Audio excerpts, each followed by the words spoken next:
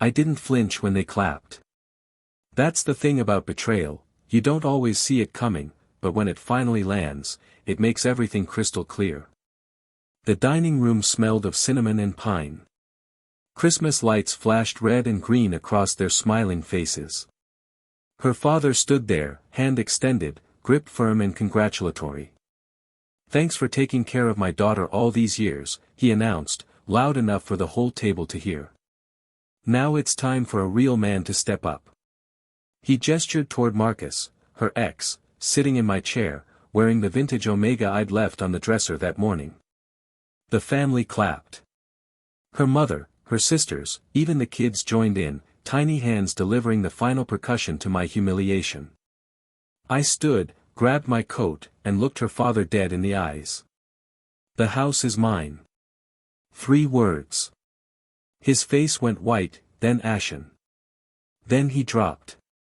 "Let me take you back 6 months. We'd been married 8 years. Good years, or so I thought.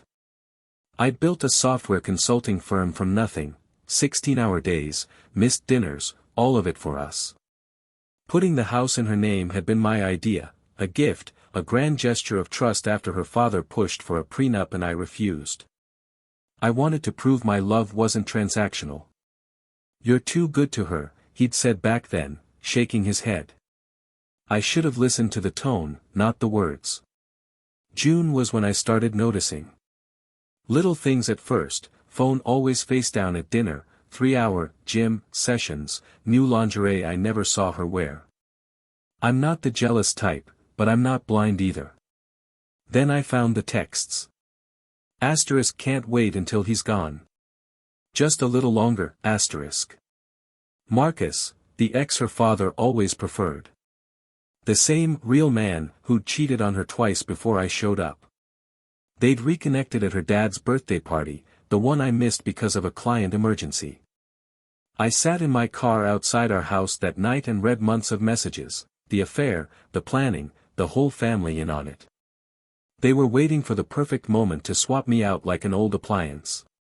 Christmas dinner, public humiliation, clean break. I didn't cry. I didn't scream.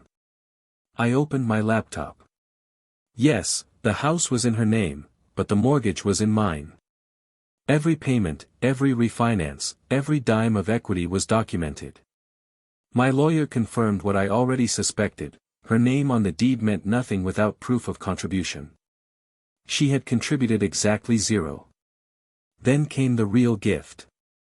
My firm had 3 major contracts renewing in January. Her father's company supplied hardware for 2 of them, relationships I'd nurtured, thinking I was building family bridges. I called both clients myself, explained I was restructuring vendors due to personal circumstances, and offered better terms with competitors I'd quietly lined up months earlier. Both signed before New Year's.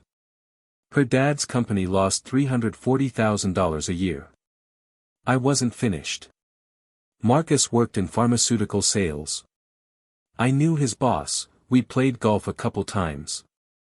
One casual conversation about reliability concerns, a few screenshots of Marcus texting during work hours bragging about his conquest, and suddenly Marcus was pursuing new opportunities. I moved assets offshore, canceled joint cards, and filed for divorce on December 23, citing adultery with ironclad evidence. Her lawyer called mine. "He's being vindictive." My lawyer read aloud from the prenup she'd insisted on, after her father pressured her, that contained an infidelity clause stripping spousal support. Vindictive? No. Precise. At the hospital they said her father survived a stress-induced cardiac episode. I sent flowers. The divorce finalized in February. She kept her car and her student loans. I kept everything else, including the house I'd paid for. The judge had 0 sympathy for crocodile tears. Marcus moved into his mother's basement. Her father's business downsized, laid off staff, sold assets to stay afloat. She still sends emails sometimes, apologies, excuses, claims she was confused, pressured. I delete them without opening. Here's what they don't tell you about revenge: it's not the explosion. It's the silence afterward. The deep, unshakable peace that settles in when you realize you don't need closure from people who never valued you in the first place. I rebuilt. New clients, new city, new life. Sometimes I still picture that moment, her father's smug smile, the applause, how certain they all were that I'd crumble, beg, or make a scene. Instead, I stood up, said 3 words, and walked out of their lives forever. The house is mine. And so am I.